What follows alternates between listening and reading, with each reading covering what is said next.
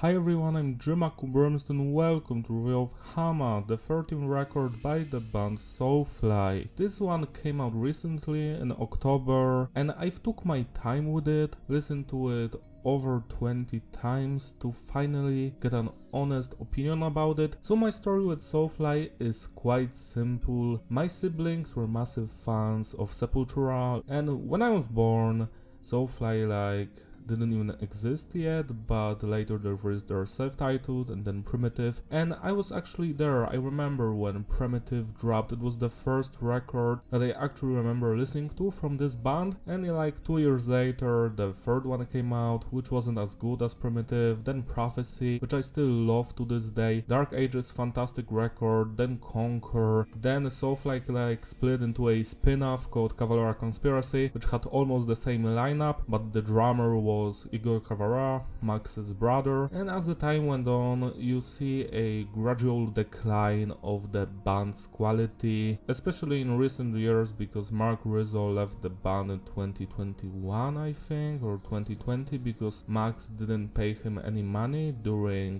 the pandemic, which is a scummy move, but who could have predicted that? Do we remember how Max treated the other guys in the band, like Bobby Burns, John Nunes, who also quit, David Kincaid, the list goes on and on. Anyways, I've already reviewed 12 records from this band on the channel, so go check those videos out. The only one I haven't reviewed yet is Enslaved, but I will do that in 2027 for the 15th anniversary. What can we say about Chama? I am not even sure if I'm pronouncing it correctly. It means flame, I think, in Portuguese. The lineup here is Max on the vocals, guitars and some bass tracks. We have Zion, his son on the drums, and a lot of guests. As you can see here, Tommy Gibbons, Dana Cavalera, Mike. So basically every friend of Max and a lot of his family worked on this release. We also have some cool guests, but there isn't many of them, 3-4 people. You have Mike DeLeon doing the lead guitar work on this release, so the guitar solos. We also have the producer Arthur Risk playing some guitar leads as well, and as you can see here, Igor Cavalera, another Cavalera, doing bass lines on 3 of the songs, one of the singles, No Pain, No Power. Zion Cavalera was the main producer, with Arthur Risk backing him up. The production is risky, that's a small little joke here, because Zion and Arthur Risk work on it, and I must say that it does not hold a candle to the previous releases. Every other Soulfly release except Totem and Archangel sound better than this one. Everything is so muddled, it's buried underneath kilograms of dirt or whatever. Especially the vocals sound awful, because on most of the songs Max has that very echo effect on his vocals, and it sounds like he's speaking from underground or some shit. He's not dead yet, why are you doing this? Whenever I'm hearing the vocals, I'm not sure if it's going to have that echo, like he's in some chapel or some shit. It's hard to understand him because of that, and some of the times there is an echo elements on the vocals, and I'm wow, so you can do it normally. I wish this record was remastered and remixed, because the production to me does not sound good at all. Sure, we can hear the instruments, they're mixed correctly, but the vocals and the special effects on top are just too loud. Messages diverse. The songs are mostly about war, conflicts, but also pushing through bad times, standing against your adversaries. Some positive messages here, some negative ones, like Favela, Dystopia is against politicians and corrupt police. Black Hole Scum, again about someone terrible. The lyrics aren't that important here. Now let's move on to the structure. It's between basic and advanced. Usually the songs go like this: intro, verse, pre-chorus, bridge, chorus, outro. But some of the songs do not care about that thing. They go a different way, where we have an intro, a verse, pre-chorus, chorus, a completely new segment that has 30-60 seconds. Then we move on to a completely new segment yet again, then the bridge, and sometimes they go back to the chorus, or they skip it entirely and move on to a new thing, and then the song ends. When it comes to music genre, this is probably the thing that annoys me the most.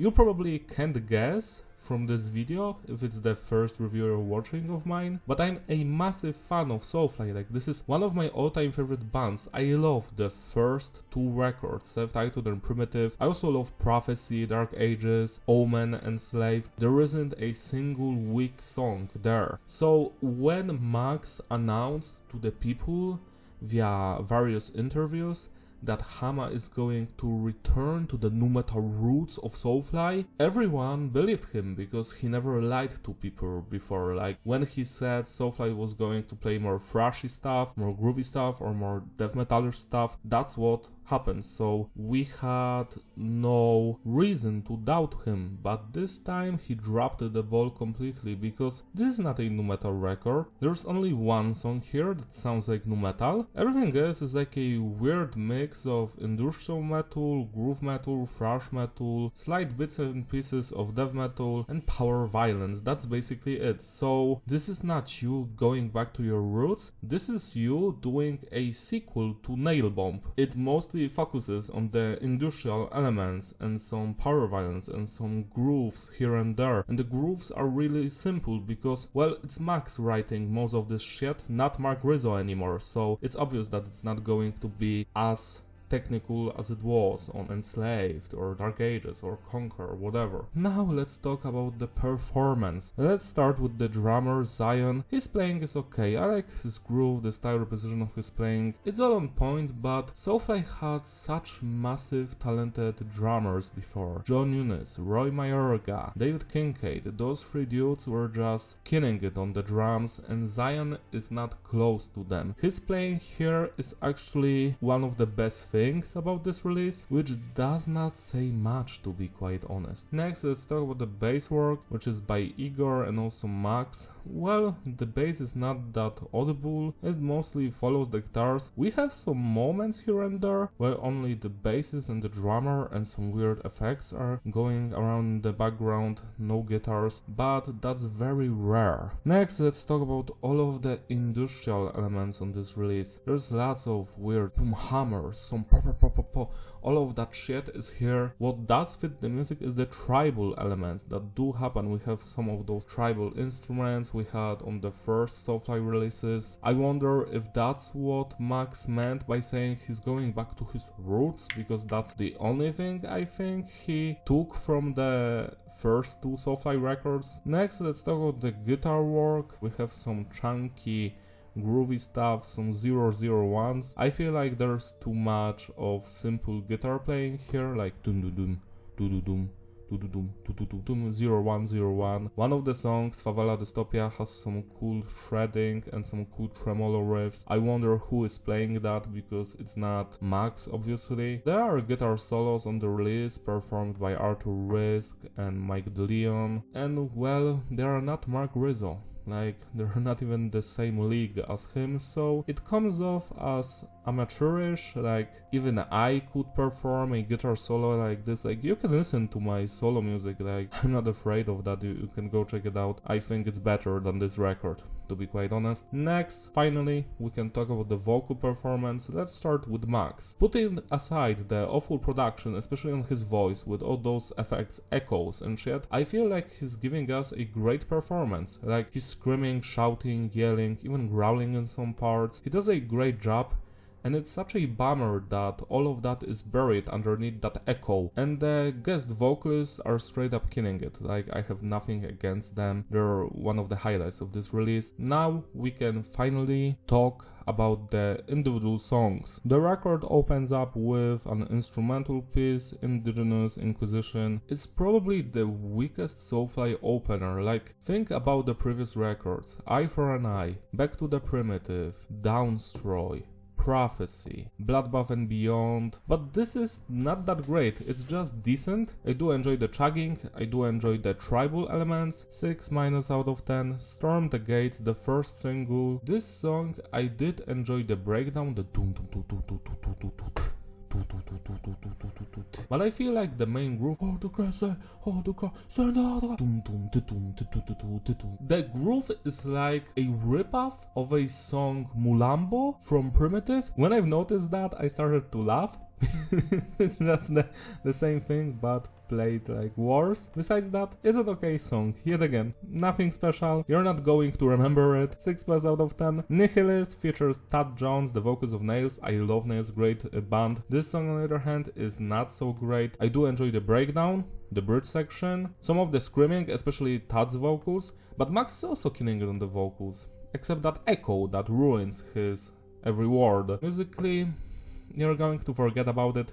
It's unmemorable. 6- out of 10. No Pain, No Power, the third single, features Ben Cook of No Warning, Gabe Franco of some other band, and Dino Cazares of Fear Factory. This is the second guest performance by Dino Cazares because he played on Eye for an Eye. No Pain, No Power is the best song on this release by far. It actually has some interesting moments. I enjoy the guitar riffs, probably because Dino wrote them. I love the chorus. No pain equals no power. That's Ben Cook singing, and I just love his voice on this song. I wish we had more of him, to be quite honest. Gabe Franco is also doing some cool pre-chorus stuff.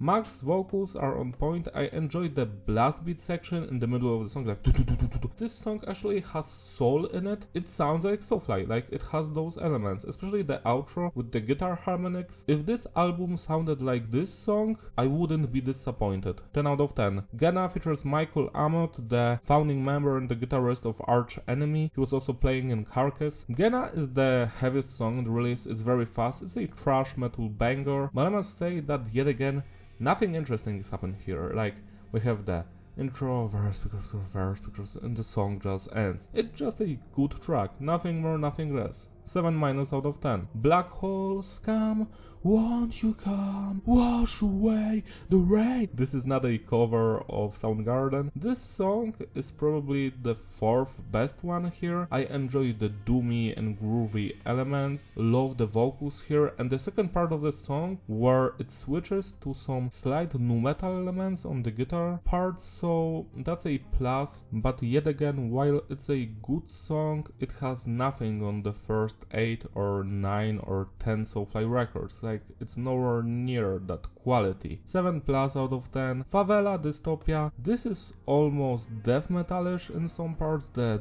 bloody section, the cool guitar riffs. I do enjoy that a lot, but I feel like the song has a little bit too much of chaos in it. Kinda sounds like a shitstorm in some parts, but besides that, it's a good song. I did enjoy it, but again, I'm not going to remember it next week. 7 out of 10. Always was, always will be. The intro is very long, like 1 or 90 seconds, pure Then the song finally opens up. We have some cool guitar riffs, a great guitar solo.